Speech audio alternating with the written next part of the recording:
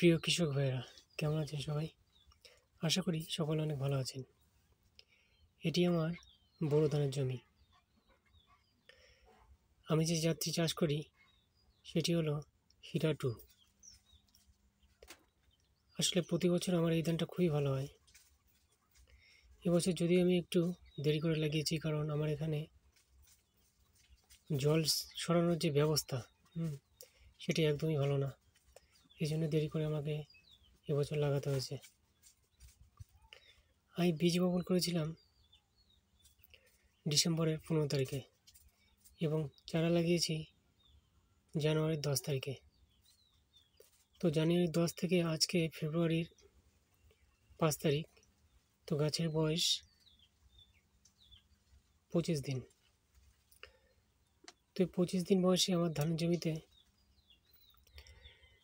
এই 25 দিন বয়সের গাছে আমি আজকে কী ওষুধ প্রয়োগ করি সেটা আপনাদের দেখাবো।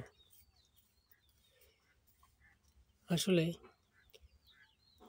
ধান গাছ রোপণের 30 দিনের ভিতরে যে কোনো একটি ছত্রাকনাশক প্রয়োগ করা খুবই প্রয়োজনীয়, কারণ এ সময় প্রতিদিন সকালবেলা প্রচুর পরিমাণে কুয়াশা পড়ে। এই কুয়াশার কারণে ধান গাছের ছত্রাকজনিত নানান রকম রোগ দেখা দেয়।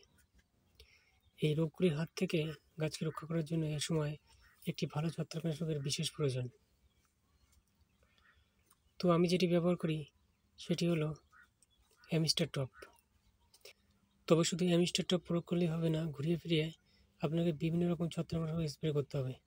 সেগুলি আপনাদের পরে আমি জানিয়ে দেবো।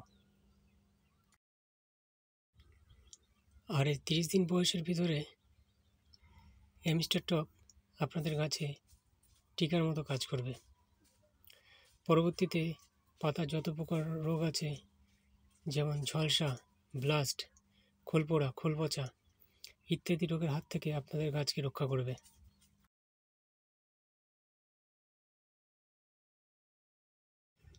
তো অ্যামিস্টার টপ আপনারা প্রতি লিটার জলে 1 মিলি হারে ব্যবহার করবেন।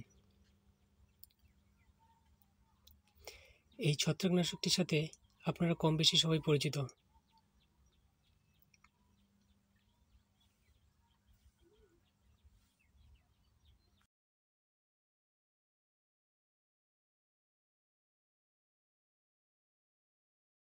তো ওষুধটি আপনারা ভালো করে ঢেলে একটি আলাদা পাত্রে খুব সুন্দর করে গুলিয়ে নেবেন, যাতে জল এবং ওষুধটি খুব সুন্দরভাবে একে অপরের সাথে মিশে যেতে পারে।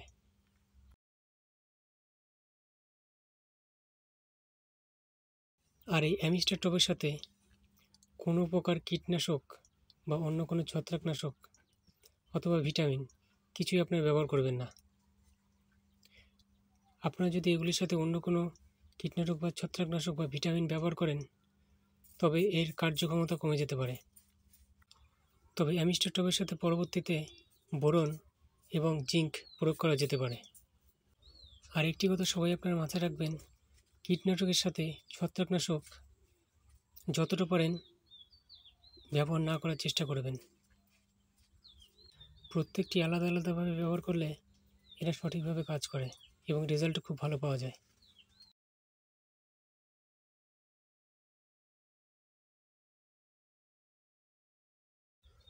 ড্রামের ভিতরে আপনার ভালো করে গুলিয়ে নেবেন, যাতে পুরো জলের সাথে ওষুধটা খুব সুন্দরভাবে মিশে যায়। আর ছত্রাকনাশক আপনারা সবসময় সকালবেলা যখন ধানের কুয়াশা শুকিয়ে যাবে তারপরেই প্রয়োগ করার চেষ্টা করবেন। এভাবে আপনারা ধীরে ধীরে প্রত্যেকটি গাছ ভিজিয়ে ভিজিয়ে স্প্রে করে যাবেন। আশা করি ভবিষ্যতে আপনাদের ধানে কোনো প্রকার ছত্রাকজনিত রোগ আক্রমণ করবে না।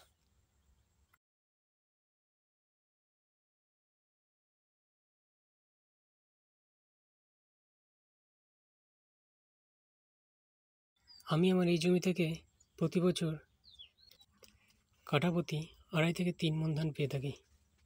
কোন কোন পরিচর্যা এবং কী কী প্রয়োগের ফলে এই পরিমাণ ধান প্রতি বছর আমার জমি থেকে হয়ে থাকে সেটি জানতে হলে আমার এই চ্যানেলটি সাবস্ক্রাইব করে রাখবেন। আশা করি ভবিষ্যতে আপনারা অনেক উপকৃত হবেন।